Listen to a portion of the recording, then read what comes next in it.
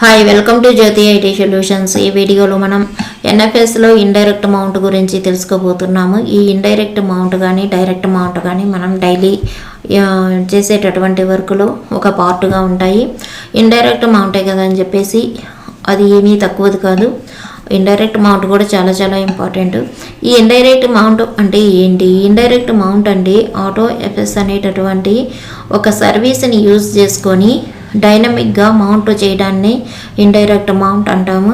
ఇందులో మనం ఒక సెటప్ని పెట్టేస్తాము. ఇక్కడ 2 కాన్ఫిగరేషన్ ఫైల్స్ ఉంటాయి.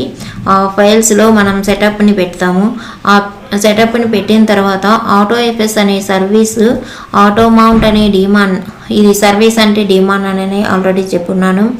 ఈ ఆటోఎఫ్ఎస్ అనేటటువంటి సర్వీసు ఈ డిమాండ్ అనేటటువంటిది మనకు ఏ మౌంట్ పాయింట్స్ని డిఫైన్ చేస్తున్నాయో దానికదే ఎక్స్ప్లెయిన్ చేసుకుంటూ ఆ మౌంట్ పాయింట్స్కి ఇచ్చిండేటటువంటి పారామీటర్స్ని యూజ్ చేసుకుంటూ మౌంట్ ప్రాసెస్ని స్టార్ట్ చేస్తుంది ఈ ఆటోఎఫ్ఎస్ అనేటటువంటి సర్వీసు.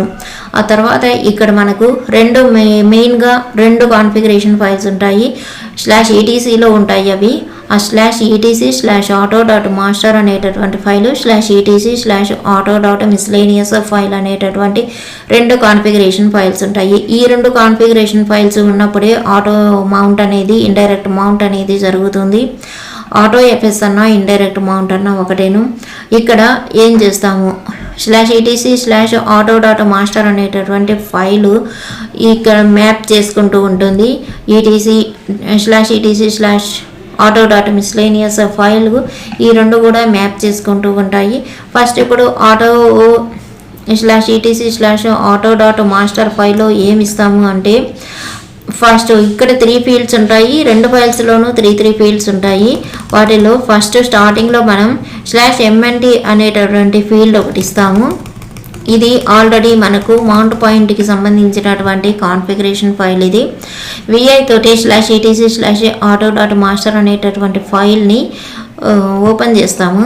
అందులో ఏదైనా కాన్ఫిగరేషన్ ఫైల్స్ ఉన్నట్లయితే ఆ ఫైల్స్ని మనం అలాగే వదులుతాము. వాటిని అంటే టచ్ చేయకూడదు. దాని కింద లాస్ట్ లైన్లో /mnt/etc/auto.miscellaneous అనేటటువంటి ఇంకొక కాన్ఫిగరేషన్ ఫైల్ని ఇస్తాము. ఇక్కడ /mntకి /etc.auto.miscellaneous అనే ఫైల్కి మధ్యలో మనం 3 to 4 స్పేసెస్ గ్యాప్ ఇస్తాము. ఆ తర్వాత థర్డ్ ఫీల్డ్ అనేటటువంటిది $టైమ్అవుట్ 60 అని ఇచ్చినాము. 60 సెకండ్స్ కానీ 90 అని ఇవ్వచ్చు, 120 ఇవ్వచ్చు. అది టైమ్ అవుట్ అనేటటువంటిది దాని లోపల ప్రాసెస్ కావడం కోసం ఆ టైమ్ అవుట్ అనేటటువంటిది $_ ఇచ్చి మనం ఆ పారామీటర్ని ఇస్తాము. అది టోటల్గా ఆప్షనల్. మనం మెయిన్గా ఇవ్వాల్సిందైతే /mntలో మనకు ఒక డైరెక్టరీ అనేటటువంటిది క్రియేట్ అయ్యి అక్కడ ఒక మౌంట్ పాయింట్ అనేది జరగాలి. దానికోసం అంటే ఈ ఫైల్ని ఓపెన్ చేసి ఇంకొక కాన్ఫిగరేషన్ ఫైల్ని ఇలా ఇచ్చి ఈ ఫైల్ని సేవ్ చేస్తాము. VIతో ఓపెన్ చేసే ఫైల్ని ఎప్పుడు కూడా WQ:! తోటి క్లోజ్ చేస్తాము. WQ:! ఎందుకు ఇస్తామంటే W తోటి మీరు ఫైల్ని సేవ్ చేయొచ్చు కానీ క్లోజ్ చేయలేరు. Q అంటే క్విట్ అని, W అంటే సేవ్ చేయడానికి మాత్రమే యూజ్ చేసేటటువంటి వర్డ్, అది లెటరు. తర్వాత :! ఇచ్చినప్పుడే పర్ఫెక్ట్గా మనకు ఫైల్ అనేది క్లోజ్ అయ్యి బయటకు వచ్చేస్తాము. దీని తర్వాత ఇంకొక /etc/auto.miscellaneous ఫైల్ని ఓపెన్ చేస్తాం VI తోటి. ఇందులో వచ్చేసి మనం సేమ్ 3 ఫీల్డ్సే ఇస్తాము కానీ డిఫరెంట్గా ఉంటాయి. మనము ఏదైనా ఒక డైరెక్టరీని క్రియేట్ చేసుకున్నాం డైరెక్ట్ అమౌంట్లో. అలా కాకుండా ఇక్కడ ఒక డైరెక్టరీ క్రియేట్ అయ్యి ఇక్కడ మనకు అమౌంట్ పాయింట్ జరగాలి ఈ డైరెక్టరీలో అనే దానికోసం ఫస్ట్ ఫీల్డ్ నేను ఎగ్జాంపుల్ కోసం NFS ఇచ్చినాను. మీరు ఇంకేదైనా నేమ్ కూడా ఇచ్చుకోవచ్చు. సెకండ్ ఫీల్డ్ వచ్చేసి పారామీటర్స్ ఇస్తాము. రీడ్ చేయాలన్నా లేకపోతే రైట్ చేసేలాగా మౌంట్ జరగాలన్నా అనేటటువంటిది. దానికోసం -RW ఇస్తాము. రీడ్ అయితే ఓన్లీ ఆరే ఇస్తాము.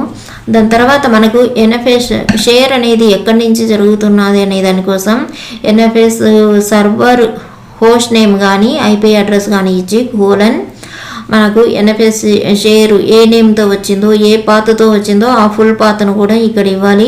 ఇదంతా కూడా etc/auto.miscellaneous అనే ఫైల్లో ఇస్తాము. ఇలా మీకు స్క్రీన్ మీద క్లియర్గా కనిపిస్తుంది.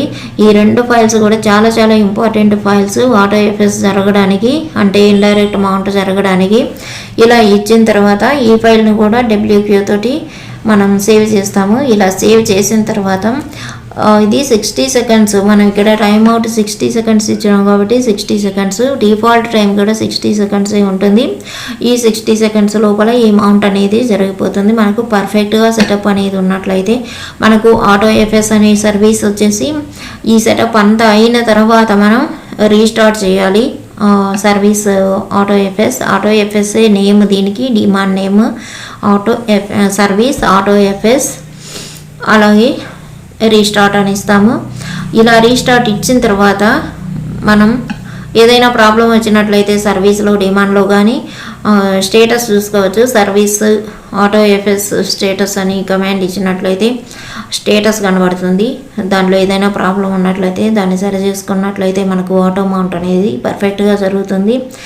ఈ నెక్స్ట్ ఏదైనా మనం etc/auto.master ఫైల్లో మాడిఫికేషన్స్ చేయాలి అనుకున్నప్పుడు, అంటే ఇక్కడ etc/auto.master ఫైలు etc.auto.mis అని మాత్రమే ఇస్తాము. MISC ఈ మిస్లెనియస్ ఫైలు, ఈ 2 కూడా మ్యాప్ అవుతుంటాయి కాబట్టి వీటిలో ఏ చేంజెస్ చేసినా కూడా మనం ఆటోఎఫ్ఎస్ సర్వీస్ని అగైన్ రీస్టార్ట్ అయితే చెయ్యము.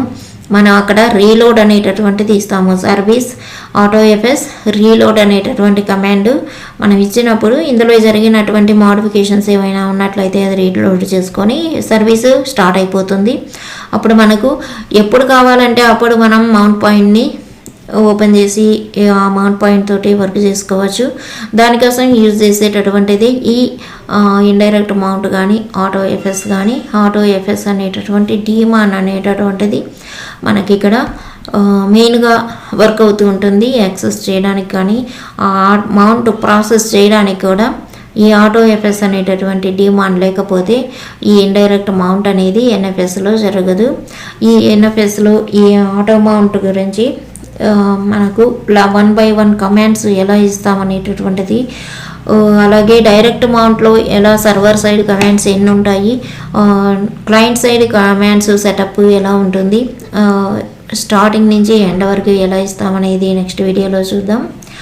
అంతవరకు థ్యాంక్స్.